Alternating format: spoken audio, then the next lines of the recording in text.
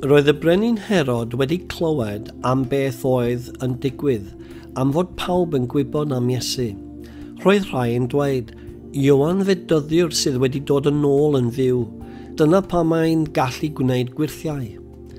Roedd rhai yn dweud, Elias ydyw e, ac eraill yn meddwl ei fod proffwyd, fel un o'r proffwyd mawr y gorffennol.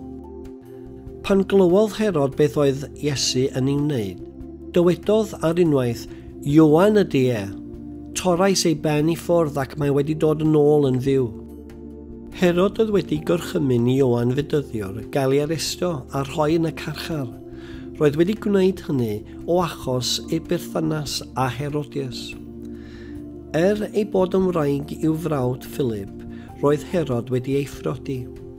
Roedd Ioan wedi dweud wrtho dro ar ôl dro, dydy'r gyfraith ddim yn caniatáu i gymryd gwraig dy frawd. Felly roedd Herodias yn dal dig yn erbyn Ioan, ac eisiau ei ladd. Ond doedd hi ddim yn gallu, am fod gan Herod barch mawr at Ioan. Roedden ni am ddifyn am fod yn gwybod fod Ioan yn ddyn diwiol a chyflawn.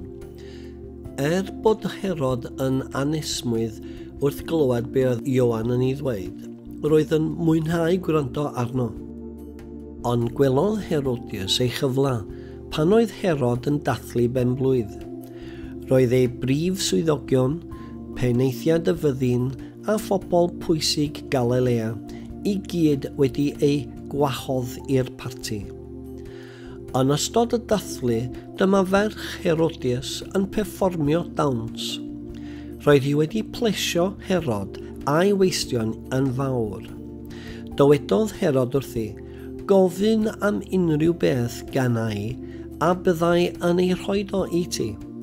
Rhoddodd ei air iddi ar lw. Ceidi beth bynnag rwy ti eisiau, hyd yn oed hanner y deyrnas. Aeth y ferch allan at ei mam. Am beth na i ofyn, meddai wrthi. Gofyn iddo dorri pen Ioan Fedyddiwr, meddai mam wrthi. Felly, dyma hi'n brysio yn ôl i mewn at y brenin gyda'i chais. Dwi i eisiau ti i dorri pen Ioan Fedyddiwr nawr a rhoi i mi ar hambwrdd. Doedd y brenin ddim yn hapus o gwbl, roedd yn hollol ddigalon. Ond, am ei fod wedi addo ar lw o flaen ei weistion, doedd ganddo mor wyneb i wrthod hi.